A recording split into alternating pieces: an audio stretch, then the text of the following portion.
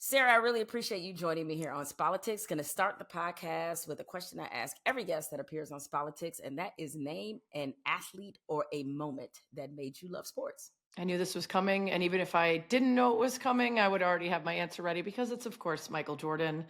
I grew up in the Bulls. I grew up in Chicago in the 90s when the Bulls were literally everything. And I talk about it a lot actually because my parents aren't really into sports. And that's surprising for a lot of people. They always assume that I had a dad or a grandpa because everyone's sexist about it. And my mom definitely likes sports more than my dad does. But neither of them watch much of anything except for tennis. We were a big tennis family. My sister and I both played USTA. We all read tennis magazines. So we would watch tennis at home. And other than that, nothing. And so, if not for my obsession with basketball and Jordan, and then the Bulls taking over Chicago back then when I was just a kid, I don't think I would have this job. I really don't. So, how did you get the sports bug if it wasn't really a family project? Being an athlete, being 6 feet tall when I was 12, and being awkward in every way except for when it came to sports. Yeah, my sister and I just started playing in the backyard from a very young age, any sport possible. And the nice thing is, my parents are really into playing sports and being active. They just didn't care about watching it. So we played tennis, we played golf, we played, softball, baseball in the backyard, whatever we could do. And I mean, it was a lot easier back then, Jamel. They couldn't just, put us in front of a TV or a phone and assume that we would keep ourselves busy video gaming or something. We actually had to go outside and make something of ourselves, find adventure. Yes, and look at you. What? Let me guess. You had to walk 10 miles uphill in the snow, Yeah, and no, not so much that. you did grow up in Chicago, so snow Yeah. was, I'm sure, Hmm. a part of some of your escapades outside at some point. Obviously, this is all led you to have this wonderful career in sports. Um, I don't know if you ever saw author on the table for you, Hmm. but you are an author. I'm going to hold up your new book, which is Yay. called Runs in the Family. You and Deland McCullough have collaborated to do this book, and this is based off a story that you worked on at ESPN. I have read the book; it's really phenomenal Thank and you. just very touching. I was just you get plenty of feels. There's so many Mm-hmm. ups and downs that you take us through the journey through this family and the search for identity. But this is actually going to be a really tricky interview for me because there is such a great plot twist in this book that I'm going to try Hmm. not to talk about it because Most people do talk about it, and so we're kind of okay with are that you because sure? it did Okay. come out. Yeah, like during the E60 and the story a couple years ago, it was out there enough that we're not trying to be too precious about it. And in part because I think there's so much to the book beyond just the twist that if it's out, I'm like, there's still a million reasons to read it, even, but like, if you do, want to warn your listeners about spoilers, there's certainly some people that want to protect themselves from knowing the twist before they read it. Well, I mean, the plot twist, that you're right, it is so much larger than that. As I mentioned, family, identity, chosen family, like all these other themes that are part of this book. But it's such a great plot twist because it gives you even more of the feels that you already have. So Hmm. that I'm going to Yeah. try, even though it is out Okay. there, I'm going to try not to totally spoil it, even though I have so many questions about that. But we're just going to start really at the genesis of this. How did you come across this story and what was it about it that made you say, that's the one? Yeah, my friend Skip Tramontana actually played football with Deland at Miami of Ohio. And a handful of years ago, we were having a beer, and he was like, "Man, I just heard from this old teammate of mine with the craziest story." And Skip told me the story in less than 5 minutes, and I already had chills and was like on the verge of tears. And I was like, "Whoa, like, first of all, is this real? Are we sure that this is real?" And brought it to ESPN, and it was like an instant yes. They did want proof that it was real. We did have to, make sure that there was actual tests and whatnot to make sure that the twist was real. But yeah, I mean, it was a no brainer for me. It really does sound like a made up story. And telling it the first time for the E60 and the written piece was such a joy. I had so many nerves about whether I was going to screw it up because it is such a good story. I was like, if it doesn't do well, it's my fault. It's not the story's fault. And then it went viral and it had such a great response that it gave me a more confidence to take on the book because to your point about being an author, I actually would have believed you way more if you said that when I was a kid than sports reporter because I didn't decide to get into sports until my 20s. I went to Cornell as an English major. I always wanted to be an actress or comedian or writer. And so I grew up always writing. I have like stacks of these little fake white books at home where you could draw your own cover and then write a story inside. And so I've been writing since I was a kid. It's the sports stuff that was the real twist in my early 20s. So yeah, I have always wanted to write a book. And when the opportunity to write this one came up, I had to sort of put aside the imposter syndrome of like, am I an author and get after it? And I'm so glad I did. And to give people the bare bones of the story, the shell of it, it is that Deland McCullough, as you said, he was a standout at Miami of Ohio, grew up. He had a bit of a loving childhood, but a rough one. I mean, Hmm. let's be honest about that. And he was adopted. And even though his mother kind of drops this bombshell on him to tell him he's adopted when he was, what, 6, 7 years old? 7, yeah. Yeah, he was 7 years old, and she tells him that he's adopted. And because of the kind of family they come from, this is not something that they openly discuss.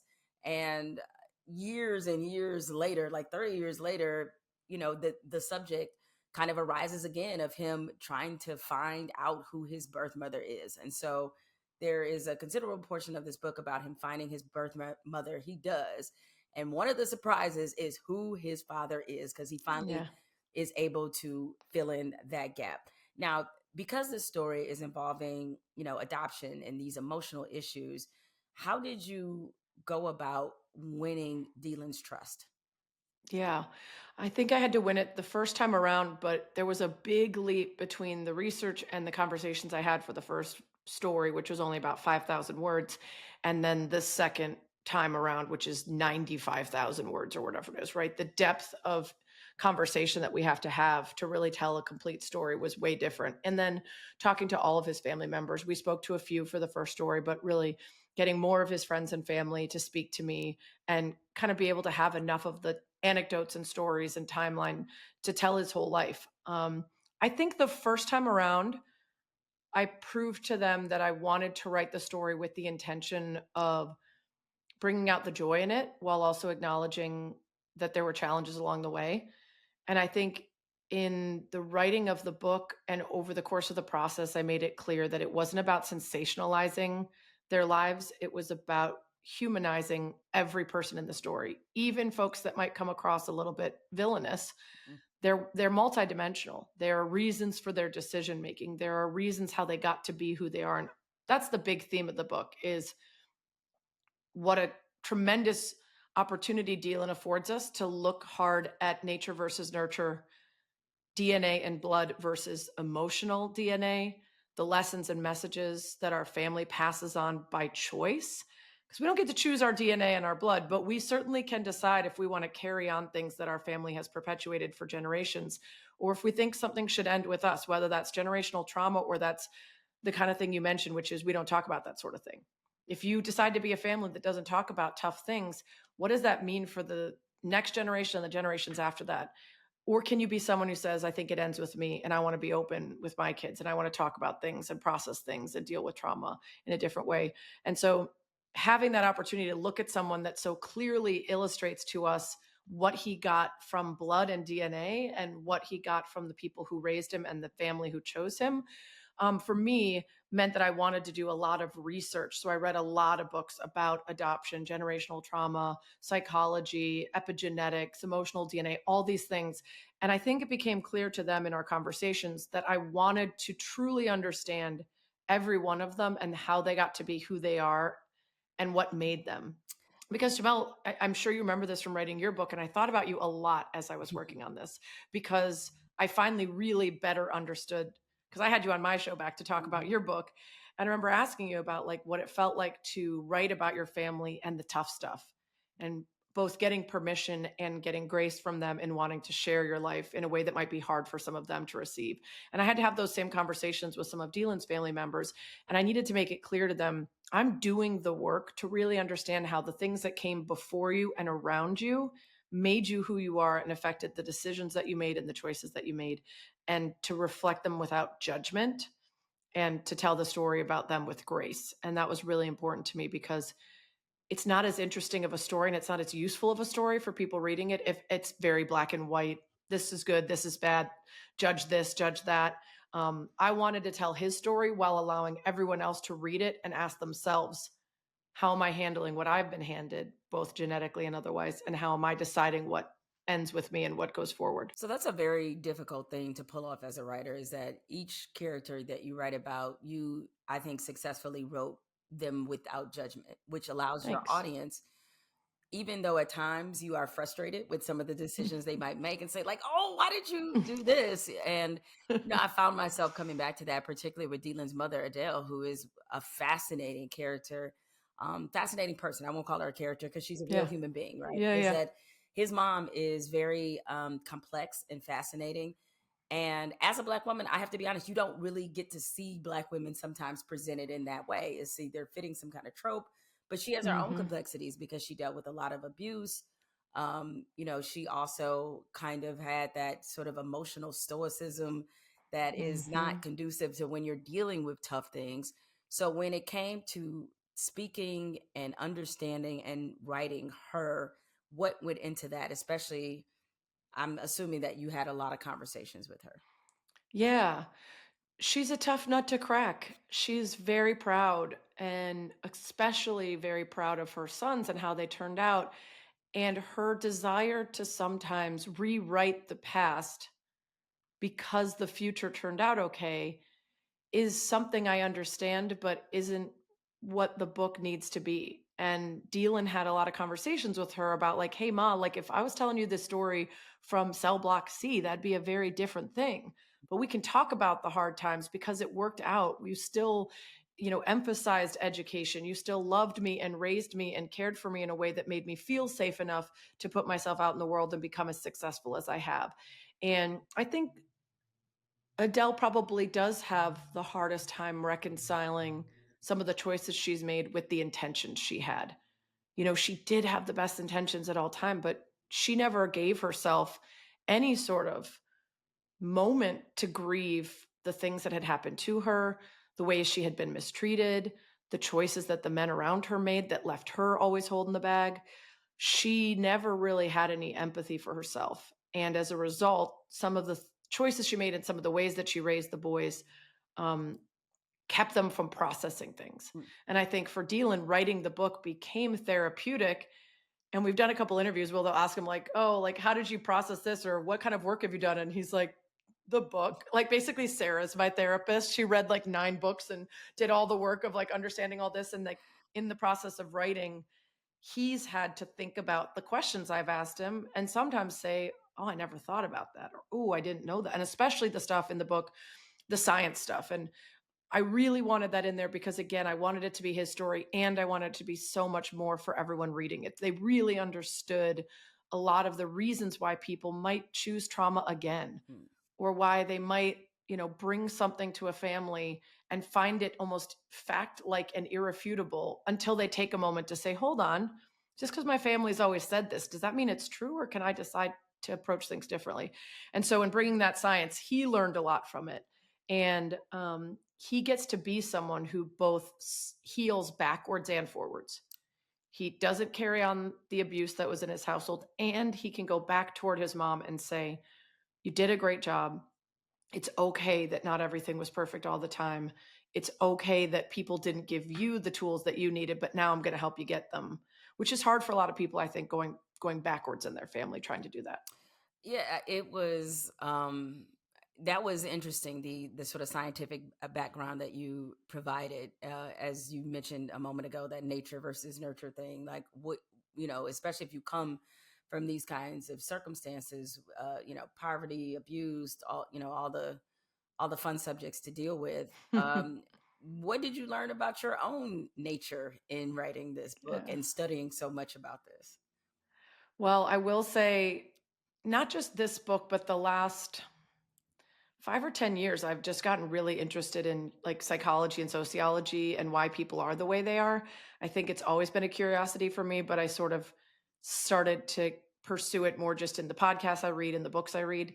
And so that combined with writing the book has led to a lot of texts to my parents, just thanking them over and over for just not just doing such a good job. Like, and I think for me, part of it is I was a lot more judgmental in my late 20s, early 30s about my decision making as the best choices and why do people choose to do X or do Y? It's so self-sabotaging, it's dangerous, it's, judgmental about the way people self-soothed, the way people decided to numb things.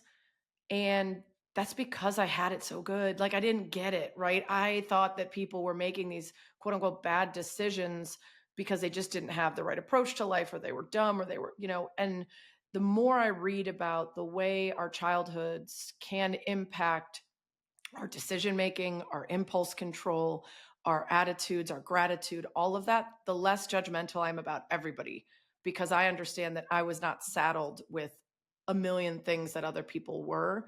And for me, it's very easy to wake up every day and be like, wow, life's amazing. We get dolphins and rainbows and ice cream and sunshine. And why would you ever want to take drugs? Why would you ever numb it out? And then I know that there are other people that wake up and every day it's, how can I be expected to do another day of this? Mm. And I used to judge them for that as a choice. And what I understand now is that's not a choice. That is mental health privilege that I have as a result of having a great family, a great upbringing, parents who really hit it out of the park. And so that turned me into someone who was much more understanding of other people's struggles, and also then much more generous and graceful with the folks that I was writing about and talking to in this book. And I think and hope that when people read it, they will also read it with that mindset of, wow, I don't know what I would do in that situation. It's very different from mine. So instead of judging it, I'm going to read with this open heart and open mind. Yeah, I don't know. I can't think of off the top of my head. I don't know of anyone. Oh, actually, I do. I thought about it. I was like, do I know anybody who's adopted? But there were some issues that you surfaced with adoption that, frankly, I had never thought about, and it may be, especially I know friends. I know at this point more friends who have adopted than people I know that Hmm. actually are adopted, and just talking to them about sort of you really take us inside the insecurity that being adopted left dealing with. And I thought that was really transformative to see that, like, wow, he was insecure in environments because he wondered if people were judging him or looking down Right. on him because he did not come from a traditional family, model. And just in your extensive conversations and in working with him, what for him has been kind of the key to unlocking and sort of being able to see that the problem was never him. It was, Right. it was these other things that he was Yeah. dealing with. I think it's a lifelong struggle because I don't think it's a easy fix. I think it goes back to the science about attachment theory. And essentially, as a kid, the relationship you have with your primary caregiver can indicate over the rest of your life your reaction to things. You can have avoidant attachment, you can have secure attachment, and all of those things can be about how often and regularly your caregiver reaches out when you are struggling or crying or need something, how often they're not available. And what I learned in this book, which was really informative, is you can have a child of adoption who the day after they're born is immediately placed in someone else's care and is cared for as lovingly as anyone else. But there is still an inherent detachment from the body of the mother to whom they were born. They were in that body for 9 months. And we know now, of course, they tell you they can tell what music you're listening to. They can tell what food you're eating. They can hear you if you're yelling. They feel your stress. Like, we love to separate our brains from our bodies. And what I learned over the course of research for this book, particularly from this amazing book, The Body Keeps the Score, is how connected our bodies and nervous systems and brains and emotions and feelings are. And so when you think you're burying trauma or not acknowledging something, that doesn't mean your body isn't still holding on to it. And so for a child of adoption, that doesn't mean that they won't ever be happy or secure. It just means you have to work harder, because that detachment from that original mother and body that they were in feels like a chasm, even if they can't put that in words. And so for Deland, his success in life, finding his wife and having his sons and feeling like he's, accomplished all these things that he never could have imagined, certainly helps with his confidence. But that deep down feeling of doubt that other people have in him or insecurity is still a part of who he is. It's still a part of his shyness and the way he interacts. And I don't know if he even would know how to put it into words. It's just a feeling. And that comes from presumably that detachment where for the month or so that he was in the orphanage, he didn't have a regular caregiver attending to every single need, and then had to sort of process that. Now, that's subconscious. Then he becomes a child and his adoptive dad leaves. Hmm. And now it's reinforced by the actions of others. So now you're consciously also wondering about whether you're enough and whether you're wanted. And so he then has processed a lot of those feelings better.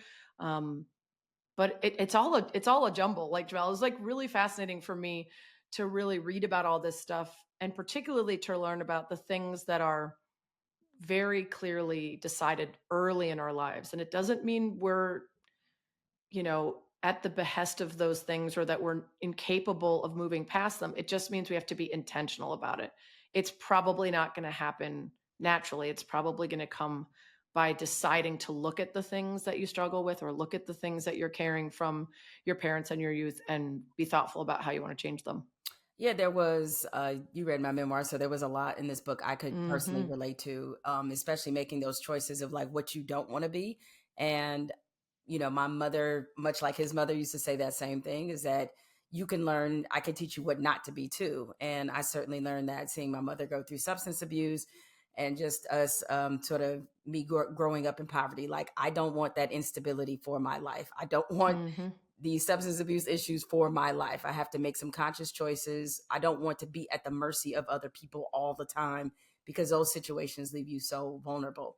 Now, of course, inevitably, when you write a book, especially one that is giving us this range of emotion, this much detail being revealed, very personal traumas, not everybody likes it. All right. So, what Yeah. has been the response from his family about this book?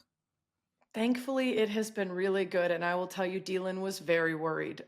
Worried to the point of like, year plus into the process, do you think we should just not do the book? And I'm like, Dylan, I'm going to kill you.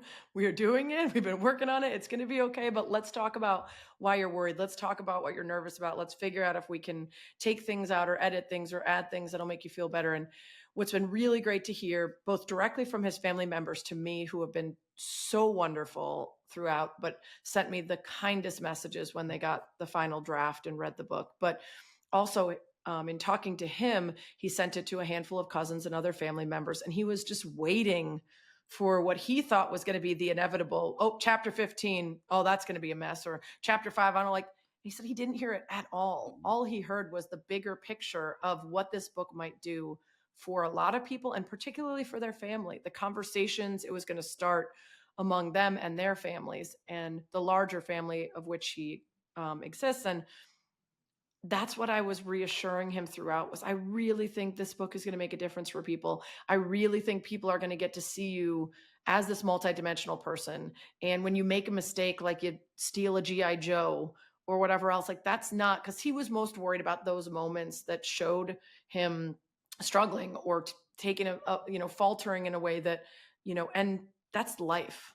Writing like, I'm not going to name a name, but I had a real famous athlete on my show who pitched me her book, and I read it and had her. And then I thought, this ain't it. Like, this book is missing the parts where I believe you that this is your story. This book is missing the challenges and the struggles and your mistakes, not just things that happen to us that aren't ideal, but the choices we make that we later learn from. And I told Dylan, we need those moments to fully appreciate just how much you got through and past to become who you are.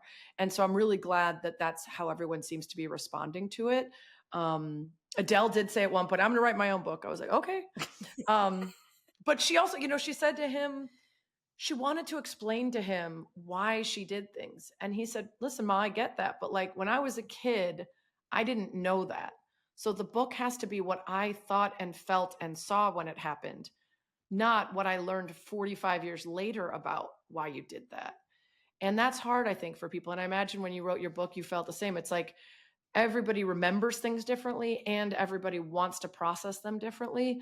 But the real magic is in telling it honestly and truthfully so that when other people read it, they see themselves in their own mistakes and their own families. Well, I can say this is my mother was amazing in me talking to her about the book because I was revealing all the stuff, the very Yeah. hard parts about her substance abuse, and she told me a bunch of stories I'd never heard before, and I was like, oh my god, like it was like I might need a moment because I got to Right. process all that. It certainly was very difficult asking her about, what was the worst moment of her life when she was, raped and assaulted. So it's just Mm. that was very, very hard. But that fallout part, as I said about people not always being happy, is that it, you know, I've probably never said this publicly, but it basically put a huge wedge between me and my father. And Mm. so that's why I asked you about like was Yeah. how did everybody receive this? Yeah. Because people, it's hard. One thing I'm sorry to hear that. well, I appreciate you saying that. And I'll be honest, I'm not sure if our relationship will ever recover from it, but I will say that like I do understand for people when you read it in print and they see it there, Feels different. it feels a lot different. And also, sometimes it might be the first time you really hear that that's how someone felt. Yeah, And they might say, I told you that, but like, maybe you didn't maybe you process it that didn't, way, or maybe right? you never really said it. Hmm. Yeah, I mean, I will say a couple of the people in the book who are the most poorly probably received are no longer with us, Okay, okay. which does make it a little bit easier to not have to wonder. Maybe their family members won't like seeing some things, but yeah, I mean, I think one of the most remarkable things about this story is the incredible grace shown by all the people in it. And that's part of why it feels the way it does to read it, because it's not just like, whoa, serendipitous, that's wild. But it's like, wow, look at how this person chose to receive this news. Look at how this person chose to embrace the people around them after receiving this news. And that's not how it always works. I'm just really amazed by the people in Deland's life. He really lucked out on both his birth family and his chosen family, and even all those guardian angels that I mentioned around him. And, I'm sorry to hear that about your dad. I know it's really tough to read, but I wonder if eventually he'll find the grace too to like want to have the right conversations to figure out why it was meaningful for you and necessary for you to write it. And Well, Sarah, that's to be unpacked for another episode because okay. the issue wasn't what I wrote. The issue was that I didn't write about him enough. So Oh, that's to be that's interesting. something we will have to unpack. Maybe on your Book podcast we'll 2? unpack that. Book Book 2, two, Jemele? yes. If there Maybe is a follow this up, is a perfect way. This is a perfect way to get that right? second book advance. Yeah, I know. I was like, we'll unpack it then. But until Yeah, then, start a bigger fight, and then you'll have more to write about, you're right. and then tie up at the end with a nice bow. You know what? Maybe so. Content brain. um, I'm glad that everybody received it in which the spirit in which you meant it. But this apparently will be bigger than just a book because you will have a movie about this, Hopefully. hopefully. So Yes. what's going Hopefully. on with the potential of Runs in the Family maybe being a movie? Yeah, so when we first did the story for E60 and the written story for ESPN, it really went viral. It was pretty wild. Some of the people posting about it, writing about it. Allegedly, I was told both Denzel and Jamie Foxx went to their agents and were like, "If this is a movie, like I want in." And so yeah, so when in the aftermath, we did get some calls about potential movie rights and book. At the time, I had 50-11 jobs, as you would say, at ESPN. So I wasn't ready for the book side, but the movie was of interest, and it wasn't my story yet. It's just a 5,000 word piece. It was Deland's life story that they were really optioning. But Deland wanted to bring me along as an executive producer and a script supervisor, having worked with the family to tell the story. So CAA is my agency. They ended up working with a company called Macro. They've Oh, done a I know lot of that girl. African I know some American, folks over yeah, there. What? yeah, Charles and Poppy and everyone Charles over and there. Poppy, yes. Um, Yeah, and they've done Fences and Sorry to Bother You and Mudbound, all these Mhm. really great award nominated African American driven stories that felt like the kind of story we wanted to tell. And so they ended up kind of winning the rights. And then Russell Wilson and Sierra's company was among the other folks trying to get it. And when they didn't get it, they came back and said, "Can we still be involved?" So they came on as executive producers. Now, up until literally last week, I thought that deal was really still in place because we had pitched primarily during COVID and then during the writer's strike. So it was like, I guess we'll take a pause and a hiatus. We'll wait for now the book to come out and we'll revisit. But as it turns out, there was a deadline on that expired. So a new deal would have to be negotiated. So those two will come back, and anybody else who's pitching right now will come to us. And perhaps we'll work with the same people. Maybe we'll work with someone else, but that's all yet to be seen. The cool thing about it now is it is my story and the book that Deland and I wrote more than just his life. There is enough of source material now that it would be a movie with the book at the center, which is great for me in terms of, being involved, and also great for having proof of the larger, bigger story to tell beyond just the original short one that we did. And I think that's driving even more interest in it. So I told Pablo they were still in. That was incorrect information. They might still be in the future though, and they do seem interested. So, first we'll have hopefully like I don't think it's a bidding war because you don't really pay for the rights. It's more like you have the opportunity to shepherd it towards studios, and then the stuff happens. But Well, I would not be surprised. I'm sure that we will see this on the big screen one day because it's like such I a hope rich so. story.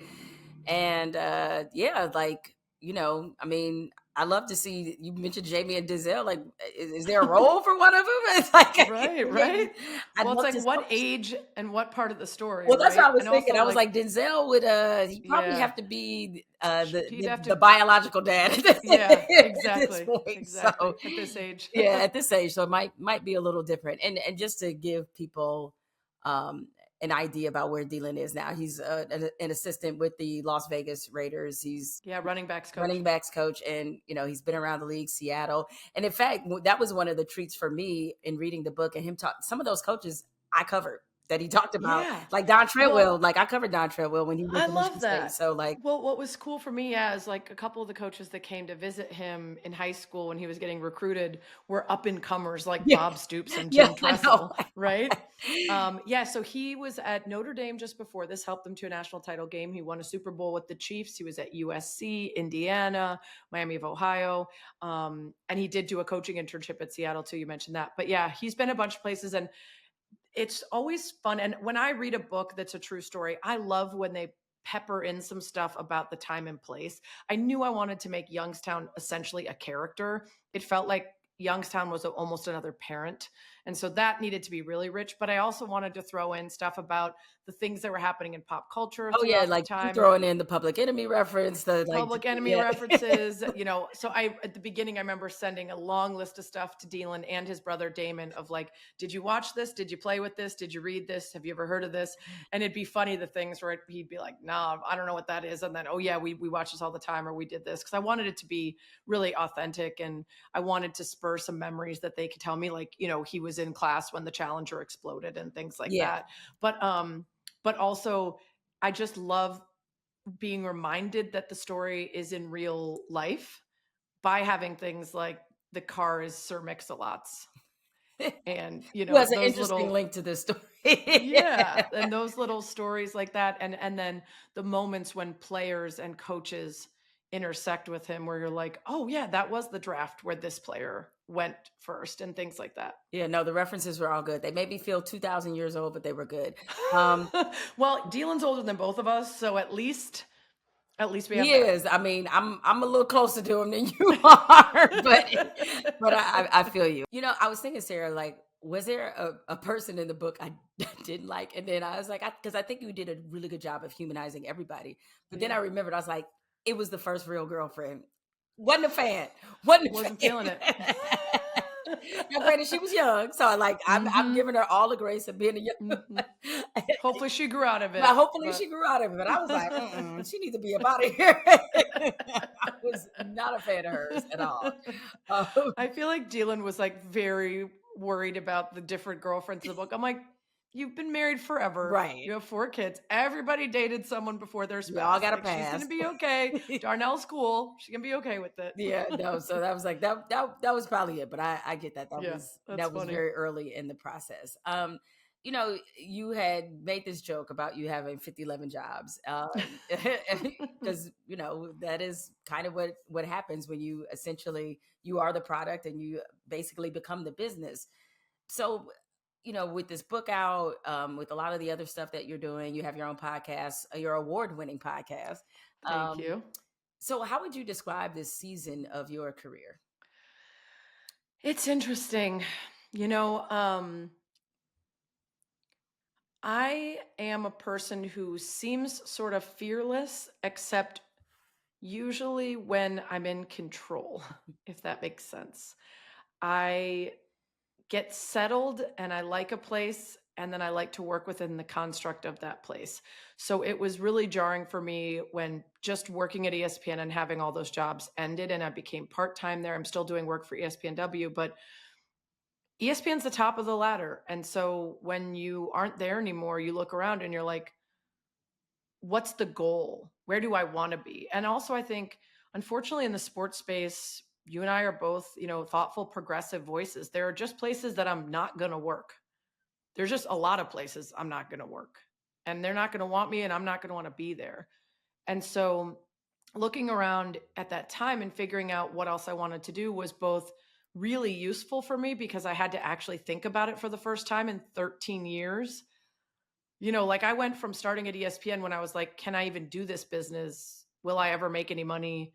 Will anyone ever want to listen to me? To like, oh, I'm never leaving here. This is great. And then all of a sudden it's like, oh, I got to like figure something out at a completely different stage in my life with completely different expectations for the money I want to make and the place I'm going to live versus when I started in my 20s. And so that was really hard for me, but I got the really incredible gift of having started a podcast at ESPN that I kind of carved out some space to talk to anyone I wanted about anything I wanted.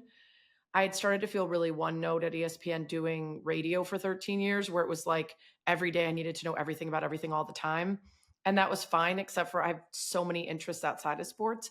And so on my podcast, I started having a lot of guests from a lot of backgrounds. And oftentimes, what they'd talk about or something that would come up would be a real challenge that they faced, whether that was surprise medical diagnosis, an accident, a firing, a life change. And as I would listen, I would think, man, I've had it real good. Like, what would I do if I was in that position? And that included talking to some folks that had left ESPN by choice or had been let go and were surprised by the decision. And hearing them talk about life after ESPN, that I called you like Mhm. the week Yeah. that he who shall not be named tried to get my ass out of there All and right. then was thwarted in his efforts because I'm still in there. But he did have, some effect at really minimizing the work I was doing. And I was like, all right, you're making it look good. You're showing us how to do it. Like, tell me everything you know, calm me down because this is like a scary thing. And having had those conversations with folks like you and others, I had prepared myself for the moment that my life would take a turn. I didn't know that it would be that, but I had asked myself questions when people had talked about these challenges. How would I have handled that? And I thought to myself, pretty shitty, Hmm. pretty shitty. You've had it real good. You've never had, knock on wood, any like major tragedies or traumas, and you're just riding along feeling good. And if something comes and knocks you upside the head, whether it's disease or accident or otherwise, like you're going to be bad at handling it. So start thinking about it now. Start giving yourself the tools now. Start listening to and reading the things that are going to help you be better. And that was a real gift so that when it did happen, I gave myself a couple days to be angry and sad. And then I was like, all right, well, this is an opportunity. How can I use this to like calibrate what I want to do and what's next? And I was really thoughtful about it. I got offered a couple jobs that were things that I just really didn't want. And they paid well and they were high profile. And I was like, wait, this is an opportunity to be thoughtful about what I want, not just be scared and jump into the next thing. And so I love my show that I'm doing. It's a lot of work. You'd be shocked to hear, but the year and a half or so that I mostly wrote the book and had a couple other jobs, writing a book is hard, but it was like the first time in 13 years that I could just be like, oh, someone invited me to the Cubs game. All right, I'll go to that and I'll write more tomorrow. Meanwhile, every other day for 15 years now, I've had a show every day. And you know that that's great and it's good stability, but that means every day the light turns on and that's it. That's where you are and that's what you're doing and that's what you're thinking about. And so I'm back to the daily schedule, but a daily podcast. So then you can always be working on it. There isn't even a light that turns on and then goes off. It's like at any moment you could be doing an interview, writing a script, adding something, editing something. So it's been a lot of work, but it doesn't exist. There's no other daily women's sports show of any kind on TV, radio, podcast. So being something that people want and knew was missing is awesome. Writing a book, which is something I've always wanted to do, and actually having the time and the gift of the editor who wanted it years ago coming back around literally right when I was like, what am I going to do with my life? And being like, I'm back with the book, but now I'm at Simon and Schuster. Would you be interested? I was like, yeah, great timing. Let's do this. And then being in spaces I want to be in. You know, Jemele, I think you and I both are built to swim upstream. We can do it. We have the spine for it, but that doesn't mean we always want to. And so going from many years of arguing with people about the value of women, arguing people about the product being good, but needing to fix the infrastructure around it, the marketing, the advertising, the storytelling, and getting into the space now where predominantly I'm surrounded by other people who agree and by women and badass women and successful women and a lot fewer creepy men. I'm like, oh, this is nice. So I think it's a good season. It feels tenuous because I'm not on the same kind of 4 or 5 year contracts. And that was a nice feeling to know. But I'm trying to teach myself to be more comfortable with not knowing. It's part of my lessons I'm learning about myself and my control issues. Well, I don't know many successful people who are not also control freaks. And it really, control has kind of a negative connotation, right? It's not really control. It's just that there is a vision and a purpose you have for yourself. And you're thinking about, how am I going to best execute that? And yes, it is much easier to execute that when you have a 4 or 5 year deal, like a lot easier, Yeah. And so I hear you. It's like, I think you probably have, you unfortunately are cursed with the thing where you make it look easier than it is. Cause I know how hard That's it is. nice. Thank you. Yeah. Because Yeah. it's, people assume just because you used to battling that that's what you want to do. It's like, no, I would love for every 2 weeks there to Yes. be a paycheck that's quite large just sitting Yeah. in my bank account that I Yeah. don't have to work 22 hours Mhm. in the day to get. That would be phenomenal. Mhm. That ain't my Yep. life, but that's Mhm. okay. Yep. I'm doing all Yeah, right. it's like hard to decide. Am I someone who loves working hard or am I someone who will only accept the results of working hard? If That I could get those results without working hard, I would I do would it. I would damn sure figure out how to Yes, relax I more. would in a Like, minute. Jamel, you know how people think my husband's a billionaire because they're fucking morons?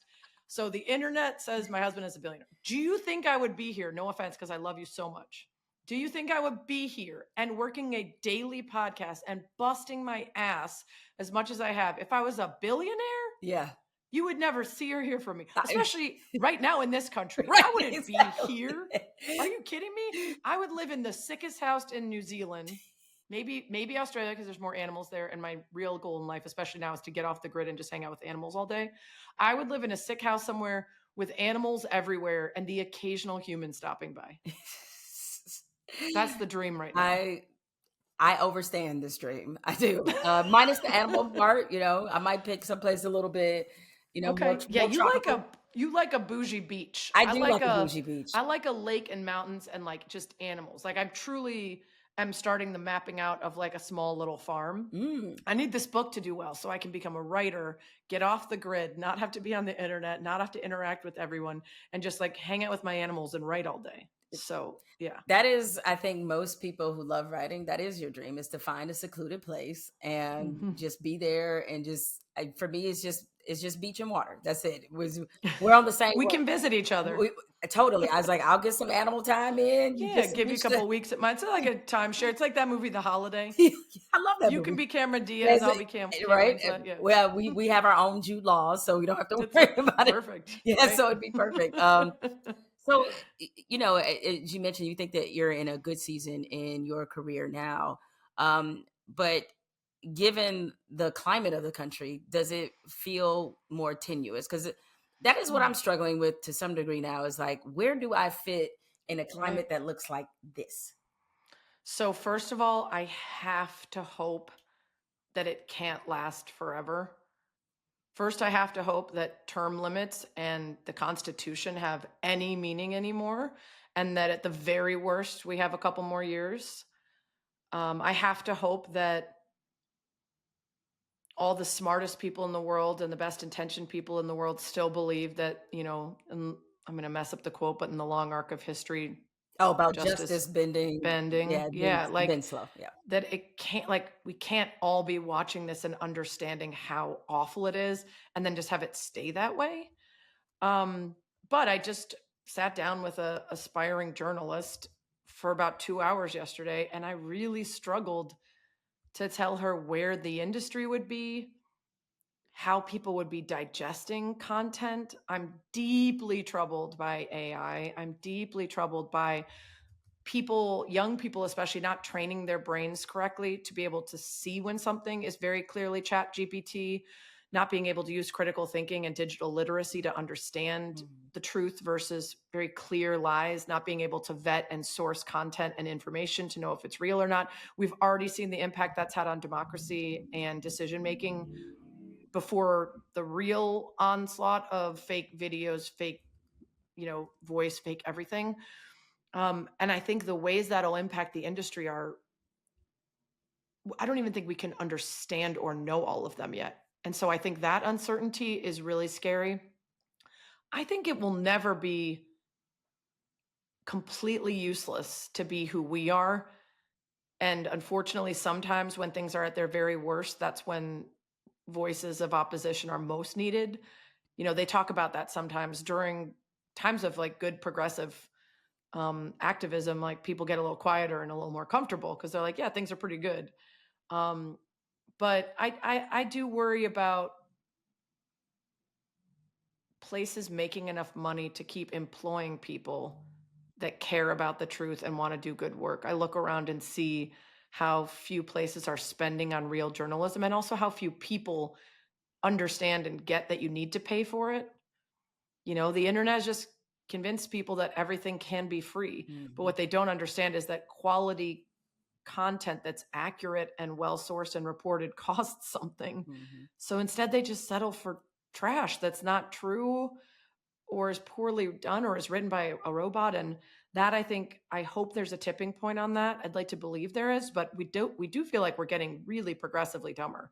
And the studies actually show that for the first time in history, in hundreds of years, we are getting dumber as a country. And I don't think that's gonna be helped by everyone using ChatGPT to write all their sentences for them. Now, well, as you know, how offensive that is to writers, and And we can tell. y- y- And that's the problem. yeah, I'm like, some of y'all are too stupid to even know that this damn word salad over here is very clearly written by a computer. But we know, and we're like, I get a lot of emails from people where I'm like, oh, you think you got me on that, huh? You think you real slick. That is the most dumb chat GP looking set of paragraphs. Oh, this is what we're gonna send over. Do you have any fixes? Yeah, a lot of them, because this isn't written by a human, and I'm not sending this over as my work. God damn.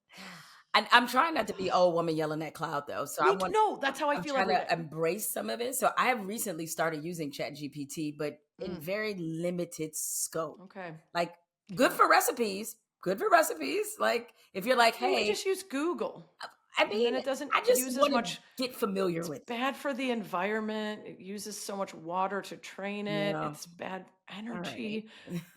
I just I don't want to run into. Fight the urge. Use it when you really need it. Well, you bring up a great point, especially about the environment, which is crucial, to its success. Unfortunately, it ruining the environment, much like a lot of things Right. are. I guess it scared me. I saw a video of like someone far older than me.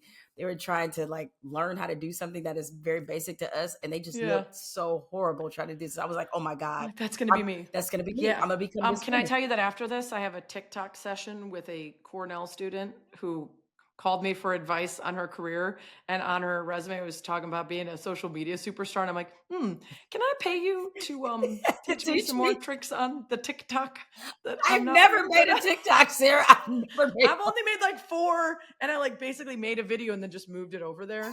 But like so much of the content on my show would be good on TikTok, but I don't know how to like make my little floaty face Oh, I don't know how hover to do above that something and either. then So point to it. when you find out, let me I'll know. teach you. Teach me Okay, just so you know, my when rate is going to be way higher than this college kids, but you can afford it. You're uh, good. um, not the way these bills coming, girl. You know, that's why I'm Well, working. That's why. stop going to those beach vacations.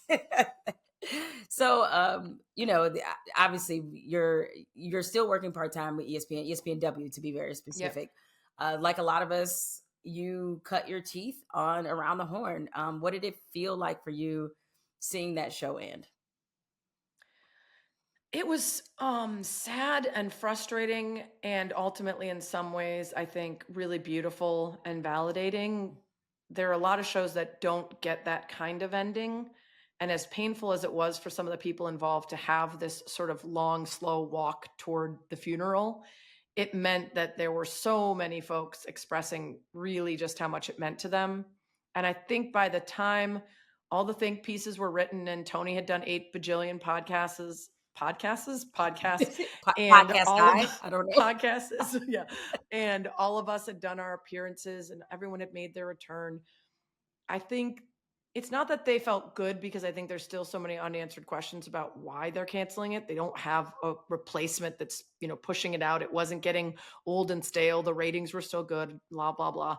But I do think they had this recognition of like, wow, most shows don't get 23 years, Mhm. and then recognizing how many people really got something out of it, both in terms of their careers being made by it, like some of us, and viewers and fans. I think that was really cool, at least that it went out in style. It went out with so many people expressing what it meant to them.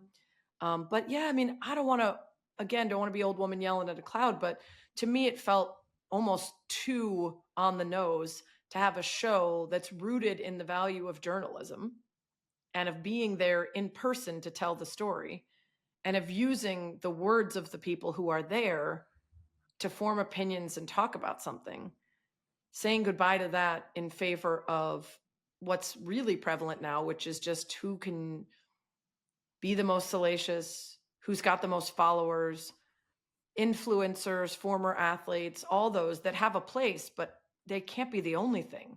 And if we're pushing out all the journalists in favor of folks like that, it's just, again, dumbing down the product and making the truth less important and less central.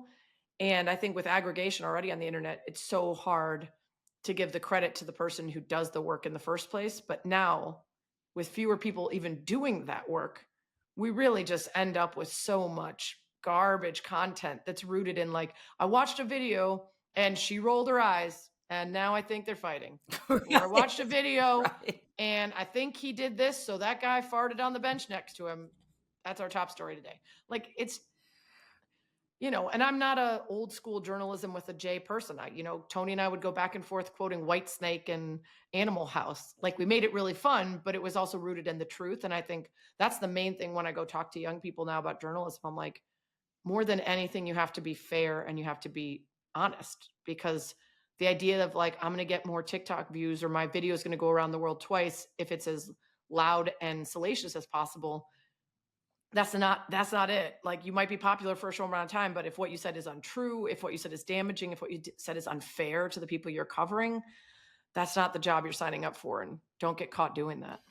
I don't even know what to tell them now. I'll be honest, because my career path does not mirror anything what it looks like Right. now. I And know. You and I had to borrow cameras, I and mean, I had to burn DVDs and mail them to listen, places to try to get an interview. listen. I still, because again, I'm ancient. Still remember going to truck stops and having to send my stories in to when I was covering high schools, getting paid $30 a story, and I had to go Mhm. to a truck stop and use a suction cup on a payphone to send a story because they had the T1000. It was literally called the T1000. It was a Commodore. You never want to see this Wow. machine. It is. You are ancient. I am. I was like, I'm 7,000. Like Yeah. seriously. And I so did use microfiche in high I school. use microfiche in high Yeah. school. I was talking to the girl that I was chatting about, the journalism freshman, and I was trying to explain to her, I'm like, just the amount of time you save Oh my with the internet. I had to walk to a library, look up where something is, go to like a microfiche or go to a shelf, find the book, find the page, go to the copy machine, copy the pages, bring them home, highlight them. Like, you just Google it. Yeah, Like, I mean, these kids will never know that Dewey Decimal System struggle. nope, They will never know this. nope, Okay, nope. it's amazing we got anything accomplished. Like even sending your resumes out. Like before I went to a job fair, oh my god, it's like having to floppy disk and Yep. printing it and getting something from Kinko's or FedEx. We It's just are like what? so old. I know. So, but it builds character. No, nevertheless, Sarah, though, you have gone beyond just supporting women's sports with your commentary and coverage. And also, as a former athlete, you are investing in women's Mhm. sports with your money, not just you, but also the community that you have built around your podcast. So, Yep. tell me how that came about. Well, you may recall that a couple years ago, I announced that I was part of the ownership group for the Chicago, then Red Stars, now neutral colored stars, just the Chicago Stars now, of the NWSL. And I learned a ton from that. I wouldn't say it was necessarily a positive experience, unfortunately, because ultimately our majority owner was forced to sell, our coaches banned from the league. There was a lot of internal fighting about how to handle reports about the coach. And unfortunately, it played out the way a lot of things do, where a whole bunch of marginalized folk, women, people of color, LGBTQ plus people in the ownership group wanted to center the players and act accordingly from the start. And a lot of others wanted to cover their asses and see if they could make it go away. And ultimately it didn't. And we were all forced out. And I didn't get what I wanted out of that ownership, but it taught me a lot about understanding the gaps in communication between the people at the highest levels of sport and the rich owners and the athletes themselves, and particularly in women's sports. Merritt Mathias was on my show Good Game.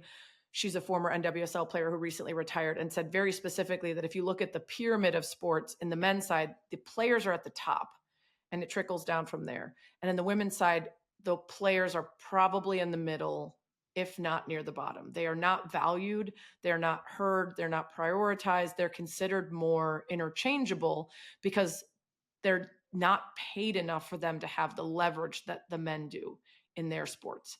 And so, in order to fix that, there needs to be better communication from the players to the ownership side. And having learned that, I wanted to find a way to get back in somehow and continue to give my expertise, having covered women's sports for as long as I have, and feeling like this connector between these super rich ownership people that I was in a lot of rooms with, and then the players that I was in a lot of rooms with. And so, Minnesota Aurora FC is a community owned soccer team. It's Eagan, Minnesota, which is right outside Minneapolis. And they just crush it for a pre-professional team. They eventually would like to be in the NWSL. The team puts together sort of the product with the hopes of eventually getting afforded a bid for expansion and becoming a part of the NWSL. But for now, they're pre-professional. A lot of the players end up going on to play professionally, or it's in a place for them to play post-collegiately as they work to get to a pro league. And they've got sick merch. They've got a sick fan base. They've been undefeated for 3+ years and in the regular season. And so when they reached out to me, I thought this is a way to get my community of people who listen to Good Game, we call them the slices, our listeners, to understand and invest beyond just listening and watching. And if they wanted to feel like they were part of something, they could buy a little piece. And so it's not like the Packers where you get a little piece of paper on your wall. It is an actual investment where you're, going through the full like tax proceedings and everything else. But yeah, within the 2 weeks or so of us telling our listeners, this is going to be our show side, get on board if you want. And the closing of their most recent campaign raise, we raised over $200,000. And it wasn't just slices, but a lot of it was our listeners.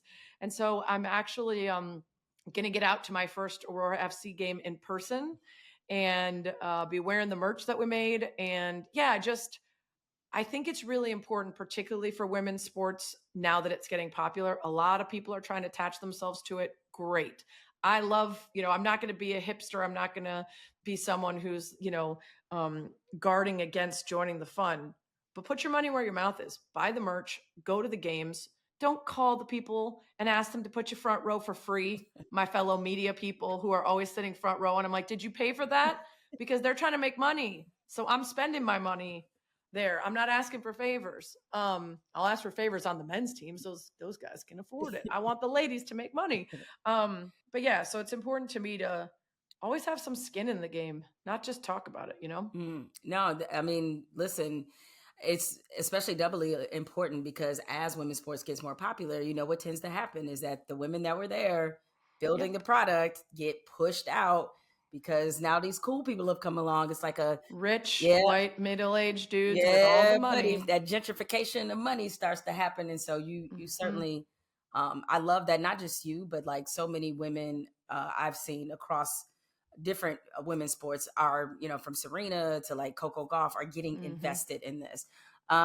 Before I get to the final messy question, what is happening with the Chicago Sky? Woof. What is I don't know if happening you there? saw that Yeah. Kennedy Carter. I don't know if it was it sure seemed like she was sending some side eye from afar. She Yeah. was one of the Sky's leading scorers last year, obviously has a checkered past in the league in a couple different stops, is no longer in the league, but after they lost again by a record, I think close to a record margin, Courtney Vandersloot went down with an ACL tear. She's Hmm. done for the year. Kennedy had some words on Threads about, it all comes back to bite you and karma's a bitch and whatever. I'm like, all right, Yep. let's not celebrate other people's injuries and losses. But yeah, it's not looking good, Jamel. And you know what's really frustrating is I've been telling everyone to watch women's sports for years, and now everyone's finally arrived, and my teams are sucking. The Chicago Stars suck.